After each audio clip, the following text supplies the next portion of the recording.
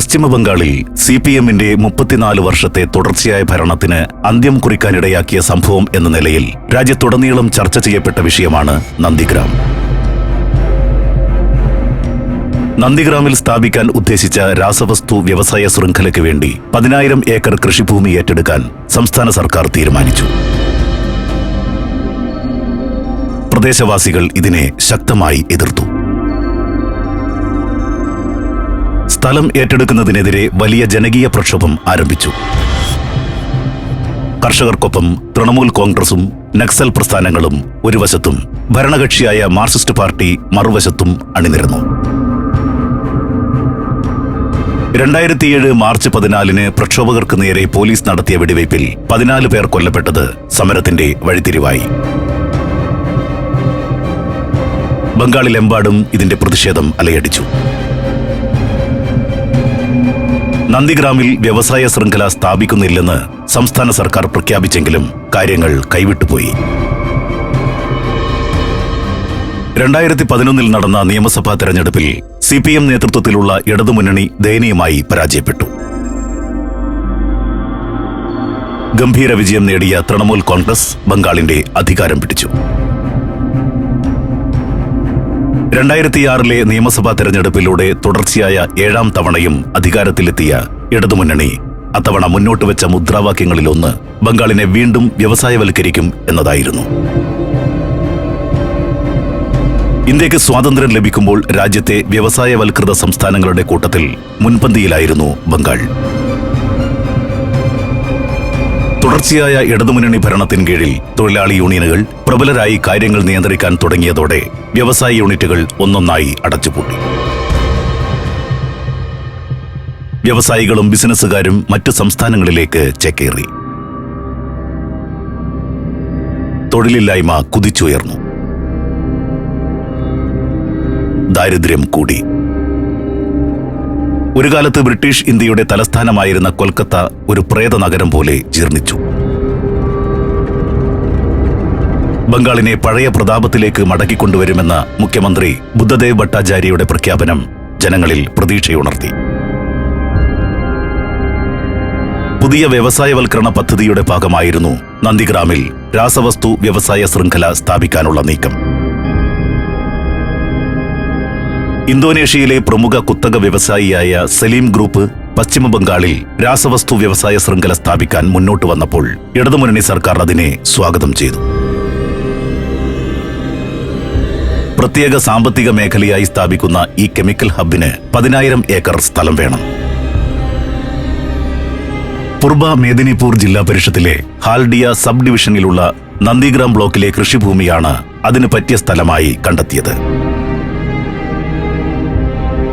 ഭൂമി ഏറ്റെടുക്കാനുള്ള നീക്കത്തിനെതിരെ കർഷകർ ഭൂമി സംരക്ഷണ സമിതിയുടെ ബാനറിൽ സംഘടിച്ചു. വിവിധ നക്സൽ ഗ്രൂപ്പുകൾ അവർക്ക് പിന്തുണയുമായെത്തി.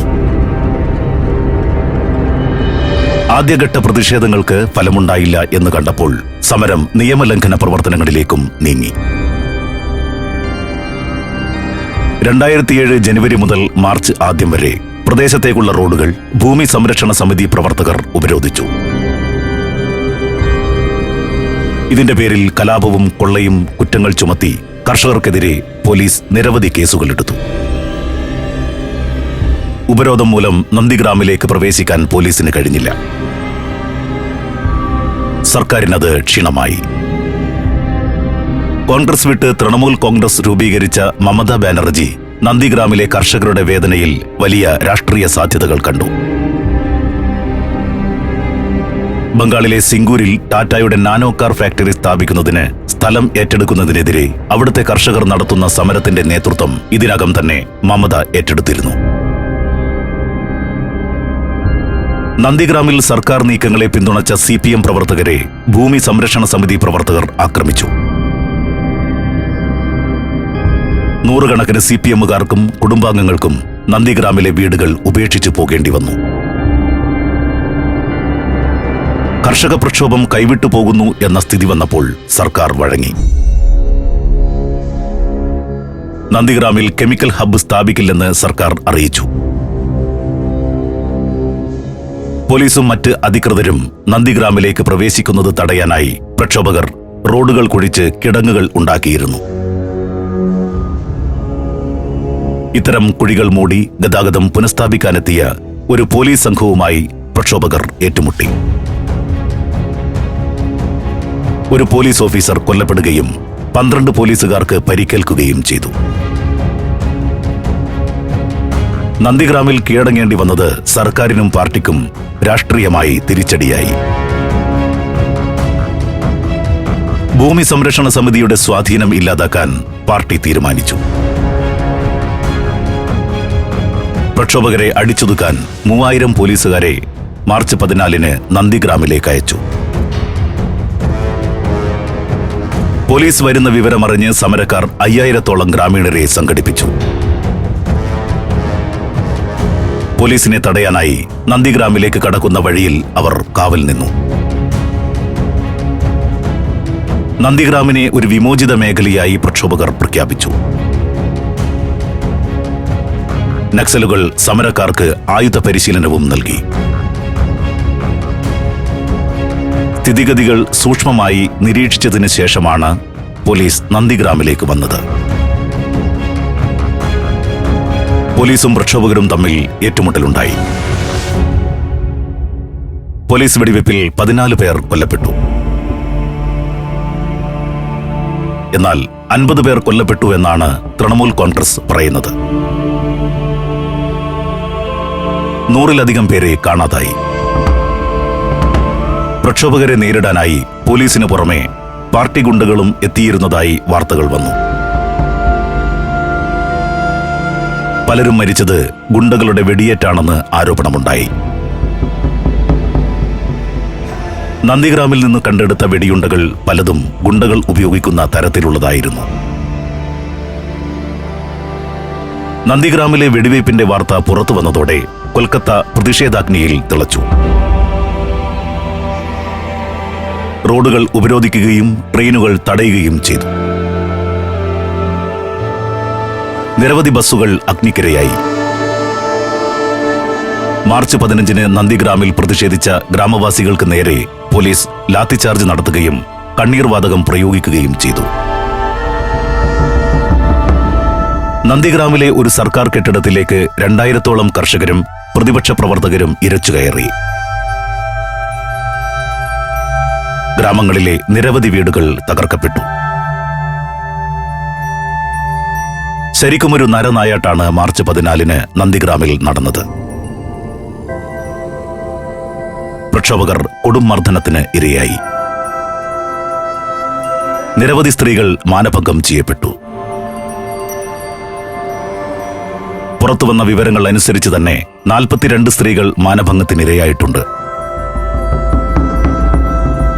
എന്നാൽ 300-ഓളം സ്ത്രീകളെ CPM പ്രവർത്തകർ മാനഭംഗപ്പെടുത്തിയെന്നാണ് തൃണമൂൽ കോൺഗ്രസിന്റെ ആരോപണം. അധ്വാനവർഗ മഹത്വം പ്രസംഗിക്കുന്ന ഒരു സർക്കാരിന് കീഴിലാണ് സ്വന്തം കൃഷിയിടം സംരക്ഷിക്കാൻ ഇറങ്ങിയ കർഷകർ ഇത്തരത്തിൽ പീഡനങ്ങൾക്ക് ഇരയായത്. നന്ദിഗ്രാമിലെ അതിക്രമങ്ങളുടെ വാർത്തകൾ കേട്ട് രാജ്യം അമ്പരന്നു. ഇതേ തുടർന്ന് അവിടെ വാർത്തകൾ റിപ്പോർട്ട് ചെയ്യാനെത്തിയ മാധ്യമ പ്രവർത്തകരെ CPM പ്രവർത്തകർ തടഞ്ഞു. Saudi Arabia, United Arab Emirates, Kuwait. സഞ്ചാരം വോള്യം നമ്പർ 20. ഫുൾ HD-യിലുള്ള അപൂർവ ദൃശ്യയാത്രാ വിവരണ ശേഖരം ഉടൻ സ്വന്തമാക്കാൻ സഞ്ചാരം എന്ന് SMS ചെയ്യൂ. ഫോൺ 9995 444 222. നന്ദിഗ്രാം സംഭവം പശ്ചിമബംഗാൾ സർക്കാർ കൈകാര്യം ചെയ്ത രീതിയെ സംസ്ഥാന ഗവർണർ ഗോപാൽ കൃഷ്ണ ഗാന്ധി പത്രസമ്മേളനം നടത്തി നിശിതമായി വിമർശിച്ചു. ജനങ്ങളുടെ സഹകരണത്തോടെ നന്ദിഗ്രാമിൽ ഭൂമി ഏറ്റെടുക്കണം എന്നതായിരുന്നു പാർട്ടിയുടെ നയമെന്ന് വിശദീകരിക്കാൻ CPM ശ്രമിച്ചെങ്കിലും അത് ഫലം കണ്ടില്ല. സ്ഥലം ഏറ്റെടുക്കലിനെ എതിർത്ത ഭൂമി സംരക്ഷണ സമിതിയുടെ കർക്കശ നിലപാടാണ് പ്രശ്നം ഏറ്റുമുട്ടലിൽ എത്തിച്ചതെന്ന സർക്കാരിന്റെ വിശദീകരണവും ആരെയും തൃപ്തിപ്പെടുത്തിയില്ല. നിർബന്ധിത കുടിയൊഴിപ്പിക്കൽ ഉണ്ടാവില്ല എന്ന് ഉറപ്പുവരുത്തുന്നതിൽ സർക്കാർ പരാജയപ്പെട്ടതായി കുറ്റപ്പെടുത്തിക്കൊണ്ട് ആംനസ്റ്റി ഇന്റർനാഷണലിനെ പോലുള്ള മനുഷ്യാവകാശ സംഘടനകളും രംഗത്തെത്തി. കെമിക്കൽ ഹബ്ബ് നന്ദിഗ്രാമിൽ സ്ഥാപിക്കുന്നതിനുള്ള പദ്ധതി ഉപേക്ഷിക്കുന്നതായും ഹാൽഡിയിൽ നിന്ന് 30 കിലോമീറ്റർ അകലെയുള്ള നയച്ചർ ദ്വീപിൽ അത് സ്ഥാപിക്കുമെന്നും മുഖ്യമന്ത്രി ബുദ്ധദേവ് ഭട്ടാചാര്യ സെപ്റ്റംബർ 3 അറിയിച്ചു. നന്ദിഗ്രാമിൽ നിന്ന് CPM പ്രവർത്തകർ അടിച്ചോടിച്ച കർഷകർ നവംബർ മാസത്തിൽ തിരിച്ചു വന്നപ്പോൾ അവർക്കു നേരെ ആക്രമണമുണ്ടായി. മുഖ്യമന്ത്രിയും CPM നേതൃത്വവും ഈ ആക്രമണത്തെ ന്യായീകരിക്കുകയാണുണ്ടായത്. ഭൂമി സംരക്ഷണ സമിതിക്കും തൃണമൂൽ കോൺഗ്രസിനും അതേ നാണയത്തിൽ തിരിച്ചുകിട്ടി എന്നായിരുന്നു മുഖ്യമന്ത്രിയുടെ പ്രതികരണം. എന്നാൽ ഈ ആക്രമണത്തെപ്പറ്റി 10 ദിവസത്തിനുള്ളിൽ റിപ്പോർട്ട് നൽകാൻ ദേശീയ മനുഷ്യാവകാശ കമ്മീഷൻ സംസ്ഥാന സർക്കാരിന് നോട്ടീസ് നൽകി. 2007 നവംബർ 21 പാർലമെന്റിൽ ചോദ്യോത്തരവേള നിർത്തിവെച്ച് നന്ദിഗ്രാം പ്രശ്നം ചർച്ച ചെയ്തു. അന്ന് കേന്ദ്രം ഭരിച്ച UPA സർക്കാരിനെ പിന്തുണയ്ക്കുന്ന പാർട്ടികളിൽ ഒന്നായിരുന്നു CPM എങ്കിലും നന്ദിഗ്രാം പ്രശ്നത്തിൽ പാർട്ടി ഒറ്റപ്പെട്ടു. നന്ദിഗ്രാമിലെ അതിക്രമങ്ങൾക്കെതിരെ രാജ്യത്തുയർന്ന വികാരം അത്ര ശക്തമായിരുന്നു. 2008 മേയിൽ നന്ദിഗ്രാമിൽ ഭൂമി സംരക്ഷണ സമിതി പ്രവർത്തകരും CPMകാരും തമ്മിൽ വീണ്ടും ഏറ്റുമുട്ടലുണ്ടായി. രണ്ടു കൂട്ടരും പരസ്പരം ബോംബെറിഞ്ഞു. CPMന്റെ ഒരു റാലിയിൽ പങ്കെടുക്കാൻ വിസമ്മതിച്ചതിന് ഭൂമി സംരക്ഷണ സമിതി പ്രവർത്തകരായ 3 സ്ത്രീകളെ വസ്ത്രാക്ഷേപം നടത്തി. സംഭവത്തെപ്പറ്റി CID അന്വേഷണത്തിന് സർക്കാർ ഉത്തരവിട്ടു. പശ്ചിമബംഗാളിൽ ദീർഘകാലം ധനമന്ത്രിയായിരുന്ന അശോക് മിത്ര സംസ്ഥാന സർക്കാരിനെയും പാർട്ടിയെയും വിമർശിച്ചുകൊണ്ട് രംഗത്തുവന്നു. പാർട്ടി നേതാക്കളുടെ ധാർഷ്ട്യം സകല സീമകളെയും ലംഘിച്ചിരിക്കുകയാണെന്നും സ്തുതിപാഠകരെയും കൊട്ടാരം വിദൂഷകരെയും സാമൂഹ്യ വിരുദ്ധരെയും കൊണ്ട് പാർട്ടി നിറഞ്ഞിരിക്കുകയാണെന്നും അദ്ദേഹം കുറ്റപ്പെടുത്തി.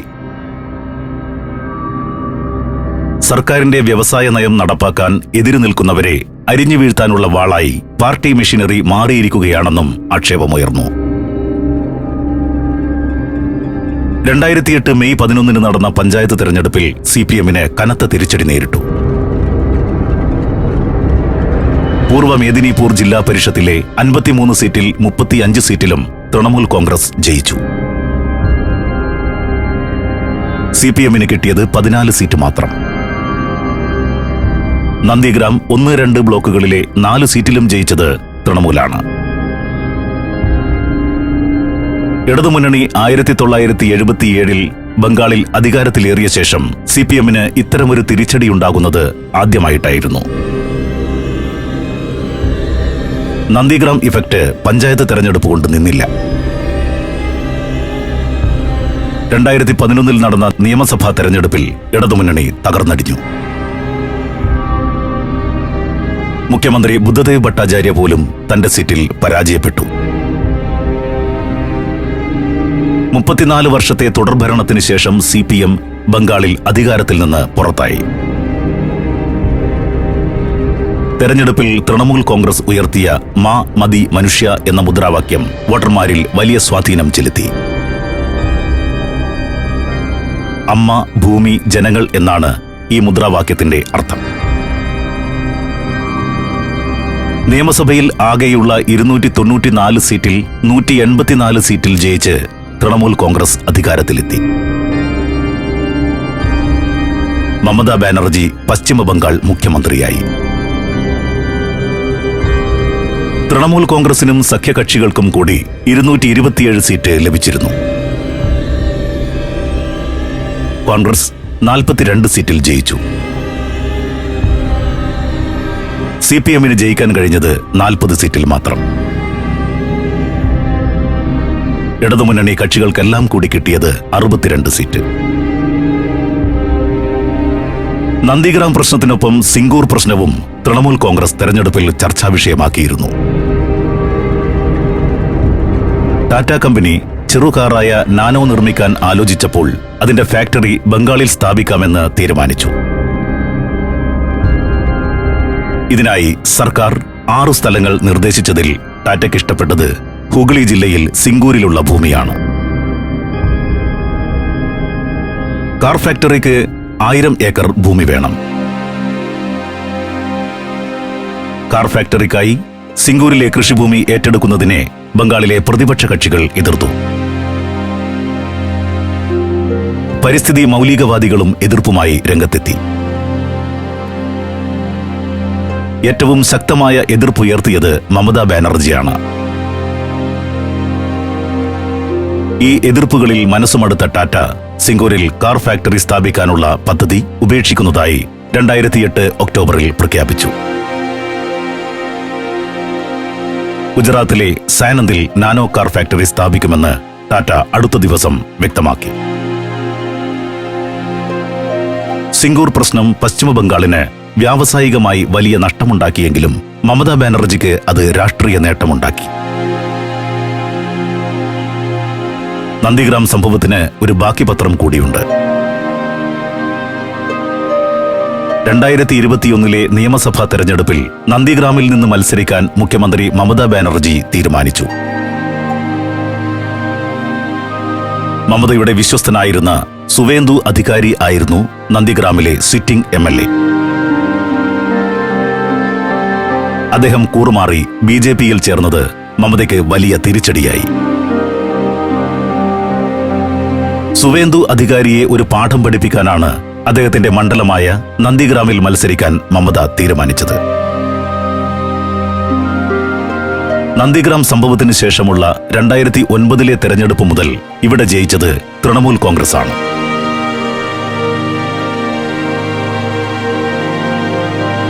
തൃണമൂൽ സ്ഥാനാർത്ഥികളായ ഫിറോജ ബീബി 2009-2011 വർഷങ്ങളിലും സുവേന്ദു അധികാരി 2016 ജയിച്ചു.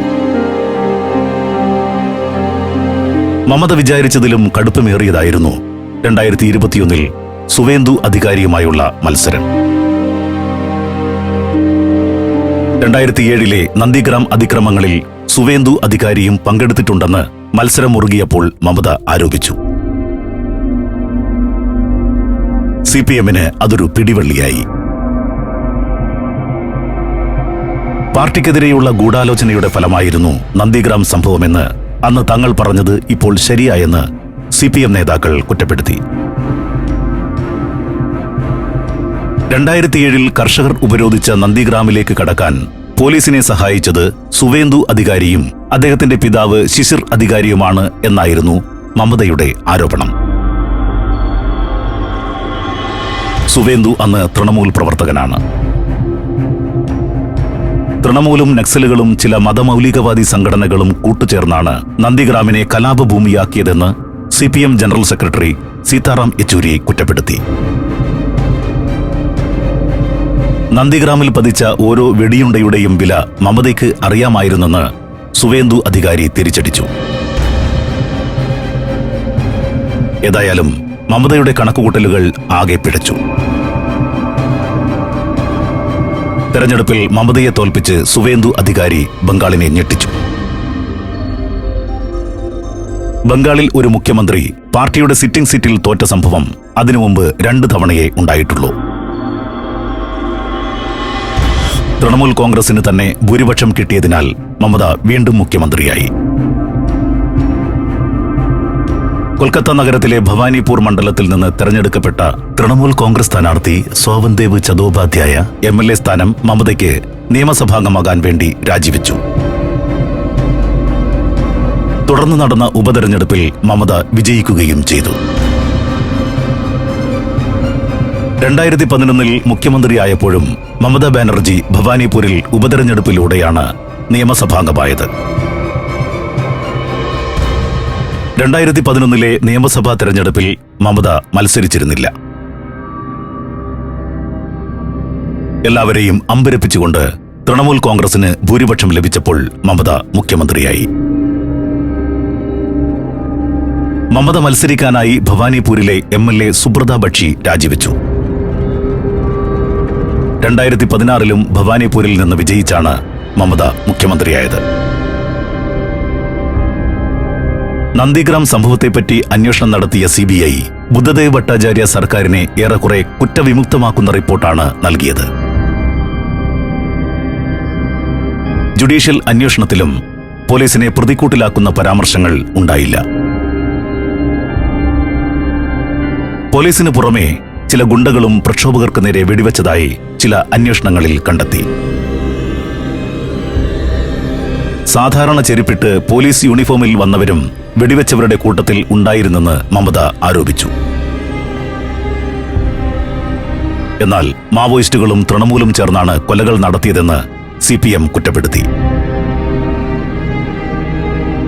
കണ്ടെടുത്ത 14 മൃതദേഹങ്ങളിൽ 6 എണ്ണത്തിൽ മൂർച്ചയേറിയ ആയുധം കൊണ്ടുണ്ടായ ആഴത്തിലുള്ള മുറിവുണ്ടായിരുന്നു. നന്ദിഗ്രാം സംഭവത്തിൽ CPM-ഉം തൃണമൂൽ കോൺഗ്രസും രാഷ്ട്രീയ മുതലെടുപ്പിന് ശ്രമിച്ചു എന്ന് വ്യക്തമാണ്. സാധാരണ പൗരന്മാരെ വെറും അടിമകളെ പോലെ കണക്കാക്കി രാഷ്ട്രീയം കളിക്കുന്നവർ എന്നെങ്കിലും ജനവിധിക്ക് മുന്നിൽ കീഴടങ്ങേണ്ടി വരും എന്നതിന്റെ ദൃഷ്ടാന്തം കൂടിയാണ് നന്ദിഗ്രാം സംഭവത്തെ തുടർന്നുള്ള തെരഞ്ഞെടുപ്പ് തിരിച്ചടികൾ.